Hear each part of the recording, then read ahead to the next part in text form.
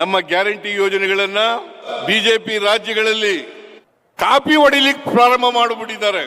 ಬಾಗೇಪಲ್ಲಿ ಶಾಸಕರು ಏನ್ ಸಾರ್ ಚಿಂತಾಮಣಿ ಜಾಸ್ತಿ ಮಾಡ್ಕೊಡ್ಬಿಟ್ಟಿದ್ರಿ, ನಮಗ್ ಕಡಿಮೆ ಮಾಡ್ಕೊಟ್ಟಿದೀವಿ ಅಂತ ಹೇಳ್ತಾ ಇದ್ರು. ನಿಮಗೂ ಮಾಡ್ಕೊಡ್ತೀವಿ ಪ್ರದೀಪ್, ನೀನು ಯೋಚನೆ ಮಾಡಬೇಡ, ನಿನಗೂ ಮಾಡ್ಕೊಳ್ಳೋಣ. 25 ಕೋಟಿ ಕೊಟ್ಟನೆಲ್ಲ ಏನ್ ಮಾಡಿದ್ರಪ್ಪ? ಗುಜರಾತ್ ಮಾಡಲಿ ಸರ್ಕಾರ ಎಲ್ಲ ಕಡೆ ಮಾಡ್ತೀವಿ ಅಂತ ಹೇಳ್ತಾ ಇದ್ರು. ಇದು ಕರ್ನಾಟಕ ಮಾದರಿ ಸರ್ಕಾರ. ನಾವು ಮಾಡಿರ್ತಕ್ಕಂಥ ಅನೇಕ ಅಭಿವೃದ್ಧಿ ಕಾರ್ಯಕ್ರಮಗಳನ್ನ ಬಿಜೆಪಿ ಅಧಿಕಾರದಲ್ಲಿ ಇರ್ತಕ್ಕಂಥ ರಾಜ್ಯಗಳು ಕಾಪಿ ಹೊಡೆದಿದ್ದಾವೆ. ಯಾವುದಾದ್ರೂ ಪಕ್ಷ ಕೊಟ್ಟ ಮಾತಿನಂತೆ ನಡ್ಕೊಂಡಿರ್ತಕ್ಕಂಥ ಪಕ್ಷ ಇದ್ರೆ ಅದು ಕಾಂಗ್ರೆಸ್ ಪಾರ್ಟಿ ಮಾತ್ರ. ಮತ್ತು ಉದ್ಘಾಟನೆಗೆ ಇಷ್ಟು ಕಲ್ಲುಗಳು ಹಾಕಿದೀವಲ್ಲ, ಬಿಜೆಪಿಯವರು ಬಂದು ನೋಡ್ಬೇಕಾ ಬೇಡ? 2028ಕ್ಕೂ ಕೂಡ ನಾವೇ ಅಧಿಕಾರಕ್ಕೆ ಬರ್ತೇವೆ. ಎತ್ತಿನಹೊಳೆ ಪ್ರಾಜೆಕ್ಟ್ನಲ್ಲೂ ಕೂಡ ಕೆರೆಗಳಿಗೆ ನೀರು ತುಂಬಿಸ್ತಕ್ಕಂಥ ಕೆಲಸವನ್ನ ಮಾಡ್ತಾ ಇದ್ದೀವಿ. ಅದು ಕುಡಿಯ ನೀರಿನ ಪ್ರಾಜೆಕ್ಟ್. ಹೀಗೆ ಗ್ಯಾರಂಟಿ ಯೋಜನೆಗಳನ್ನ ರೂಪಿಸ್ತಕ್ಕಂಥ ಕೆಲಸವನ್ನ ನಾವು ಮಾಡಿದ್ದೀವಿ. ಅದನ್ನು ರೂಪಿಸಿದಾಗ ಚುನಾವಣೆಗಿಂತ ಮುಂಚಿತವಾಗಿ ನಾನು DK ಶಿವಕುಮಾರ್ ಅವರನ್ನ ಪ್ರಸ್ತಾಪ ಮಾಡಿದಾಗ ನಾವು ಈ ಗ್ಯಾರಂಟಿ ಯೋಜನೆಗಳನ್ನ ಜಾರಿ ಕೊಡ್ತೇವೆ, ಅದು ಎಷ್ಟೇ ಕೋಟಿ ರೂಪಾಯಿ ಆಗಲಿ ಕೊಟ್ಟ ಮಾತಂತೆ ನಡ್ಕತ್ತೀವಿ ಅಂತ ಹೇಳಿದಾಗ ಅದನ್ನ ನಂಬಲಿಕ್ಕೆ ಯಾರು ಕೂಡ ತಯಾರಿರಲಿಲ್ಲ.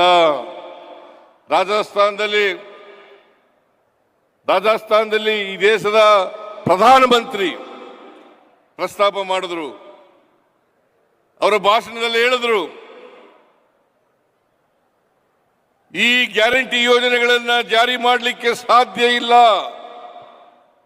ಒಂದು ವೇಳೆ ಅಟಿಕ್ ಬಿದ್ದು ಕರ್ನಾಟಕ ಸರ್ಕಾರ ಜಾರಿ ಮಾಡಿದ್ರೆ ಸರ್ಕಾರ ಆರ್ಥಿಕವಾಗಿ ದಿವಾಳಿಯಾಗ್ತದೆ ಅಂತ ಎಲ್ಲ ಹೇಳಿದ್ರು. ಈಗ ನಮ್ಮ ಗ್ಯಾರಂಟಿ ಯೋಜನೆಗಳನ್ನ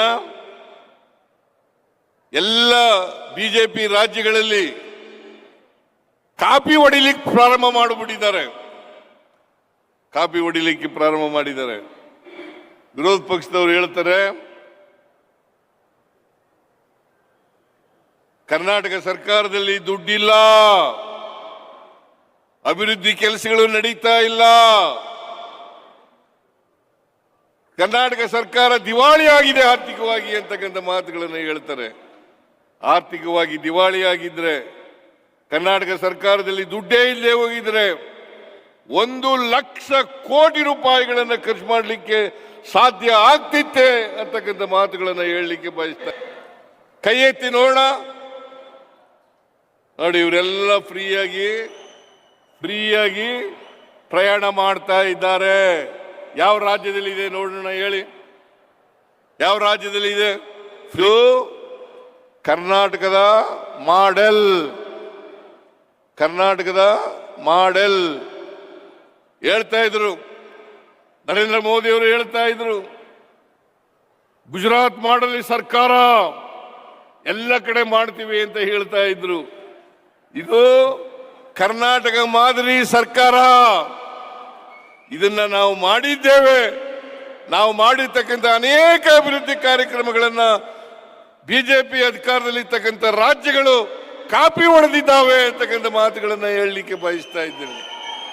ಯಾವ ಪ್ರಧಾನಮಂತ್ರಿ, ಯಾವ ಬಿಜೆಪಿ ನಾಯಕರು ಹೀಯಾಳಿಸ್ತಾ ಇದ್ರು ಈ ಕಾರ್ಯಕ್ರಮಗಳನ್ನ, ಇವನ್ನ ಜಾರಿ ಮಾಡಕ್ಕಾಗಲ್ಲ ಅಂತ ಹೇಳ್ತಾ ಇದ್ರು. ಅವರೇ ಮೊನ್ನೆ ನಡೀತಲ್ಲ ಚುನಾವಣೆ, ಬಿಹಾರ್ನಲ್ಲಿ ನಡೀತಕ್ಕಂಥ ಚುನಾವಣೆಯಲ್ಲಿ 10,000 ರೂಪಾಯಿ ಬಡ ಕುಟುಂಬಗಳಿಗೆ ಒಂದು ವರ್ಷ ಕೊಟ್ಟಿದ್ದಾರೆ. ಅದರಿಂದ ಅವರು ಗೆಲ್ಲಲಿಕ್ಕೆ ಸಾಧ್ಯ ಆಯಿತು ಅಂತಕ್ಕಂಥ ಯಾವ ಕಾರಣಕ್ಕೂ ಕೂಡ ನಿಲ್ಲಿಸಲ್ಲ ಹೇಳ್ತಾ ಇದ್ರು ಬಿಜೆಪಿಯವರು. ಪಾರ್ಲಿಮೆಂಟ್ ಎಲೆಕ್ಷನ್ ಆದ್ಮೇಲೆ ಸಿದ್ದರಾಮಯ್ಯನವರು ನಿಲ್ಲಿಸ್ಬಿಡ್ತಾರೆ, ಈ ಕಾರ್ಯಕ್ರಮಗಳನ್ನು ನಿಲ್ಲಿಸ್ಬಿಡ್ತಾರೆ. ಸರ್ಕಾರದಲ್ಲಿ ದುಡ್ಡಿಲ್ಲ, ನಾನು ಕೇಳ್ತೀನಿ ಬಿಜೆಪಿಯವರಿಗೆ, ಸುಳ್ಳು ಅಪಪ್ರಚಾರ ಮಾಡಕ್ ಹೋಗ್ಬೇಡಿ, ಸುಳ್ಳು ಅಪಪ್ರಚಾರ ಮಾಡಕ್ ಹೋಗ್ಬೇಡಿ. ಜನರಿಗೆ ಗೊತ್ತಾಗಿದೆ ನೀವು ಸುಳ್ಳು ಹೇಳ್ತೀರಿ ಅಂತ ಗೊತ್ತಾಗಿದೆ. 2.5 ವರ್ಷ ಜಾರಿ ಕೊಟ್ಟಿದ್ದೀವಿ, ಮುಂದೇನೂ ಕೂಡ ಕೊಡ್ತೇವೆ. ಅಭಿವೃದ್ಧಿ ರಸ್ತೆ ನಾನು 25 ಕೋಟಿ ಕೊಟ್ಟನೆಲ್ಲ ಏನ್ ಮಾಡಿದ್ರಪ್ಪ? ಗ್ರಾಮೀಣ ಅಭಿವೃದ್ಧಿ ರಸ್ತೆಗಳಿಗೆ 20 ಕೋಟಿ ಕೊಡಬೇಕು ಅಂತ ಹೇಳ್ತಾ ಇದ್ದಾರೆ.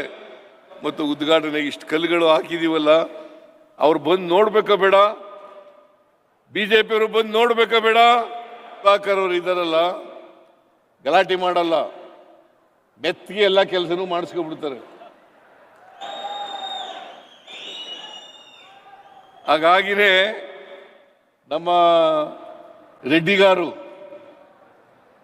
ಬಾಗೇಪಲ್ಲಿ ಶಾಸಕರು, ಏನ್ ಸಾರ್ ಚಿಂತಾಮಣಿಗೆ ಜಾಸ್ತಿ ಮಾಡ್ಕೊಟ್ಬಿಟ್ಟಿದ್ರಿ, ನಮಗೆ ಕಡಿಮೆ ಮಾಡಿಕೊಟ್ಟಿದ್ದೀವಿ ಅಂತ ಹೇಳ್ತಾ ಇದ್ರು. ನಿಮಗೂ ಮಾಡ್ಕೊಡ್ತೀವಿ.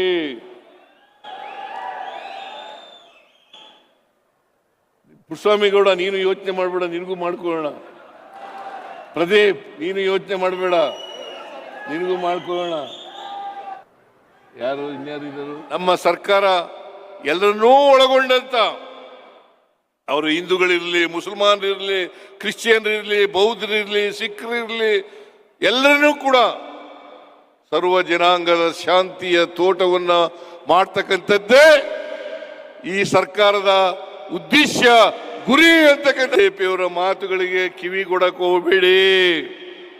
ಸುಳ್ಳು ಹೇಳ್ತಾ ಇದ್ದಾರೆ.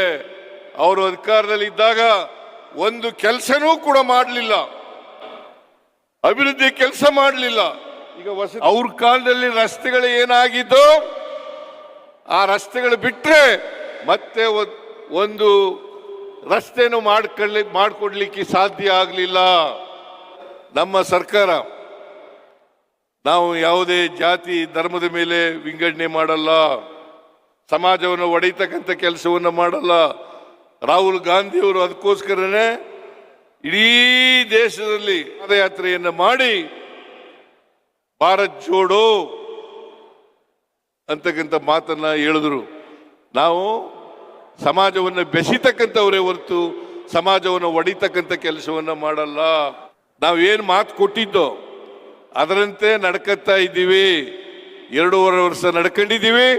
ಮುಂದಿನ 2.5 ವರ್ಷನೂ ಕೂಡ ನಾವು ಕೊಟ್ಟಿರ್ತಕ್ಕಂಥ ಎಲ್ಲ ಭರವಸೆಗಳನ್ನು ಕೂಡ ಈಡೇರಿಸ್ತೇವೆ.